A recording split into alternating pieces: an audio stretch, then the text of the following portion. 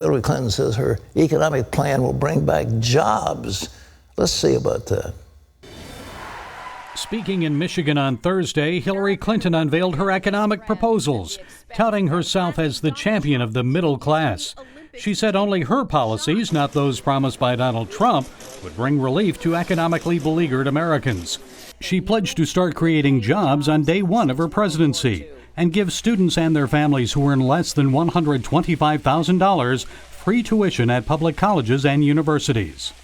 But critics say Mrs. Clinton's plan won't do much for economic growth, at a time when the U.S. under President Obama has experienced the weakest recovery since World War II. And they say her criticism of Trump's plans sounded like the same old class warfare tactics used in past Democrat campaigns.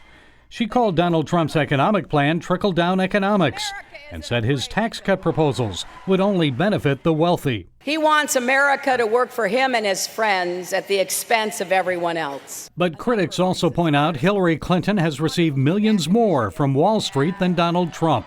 So far this year, hedge fund investors and their employees have reportedly contributed $48 million to Clinton and only $19,000 to Trump.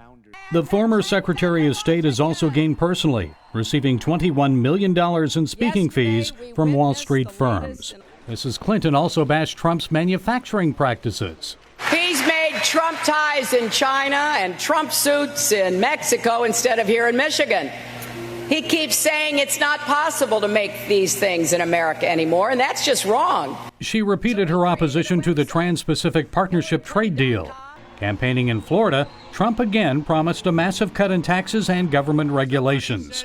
He pledged to boost spending on national roads and bridges and said he would allow families to deduct their full child care expenses from their federal taxes. But Trump's comments on foreign policy and Islamic terrorism got the most attention. I call President Obama and Hillary Clinton the founders of ISIS. They're the founders. Liberal pundits were outraged, and Trump was even challenged by conservatives, like talk show host Hugh Hewitt, who defended President Obama. He's not sympathetic to them. He hates them. He's trying to kill them. He was the founder. Trump explained what he meant by calling the president the founder of ISIS. He is the founder in a true sense.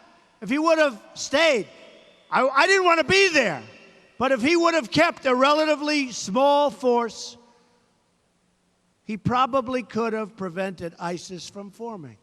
Okay? And now you look at what's going on with ISIS, where they're spreading. Gary Lane, CBN News.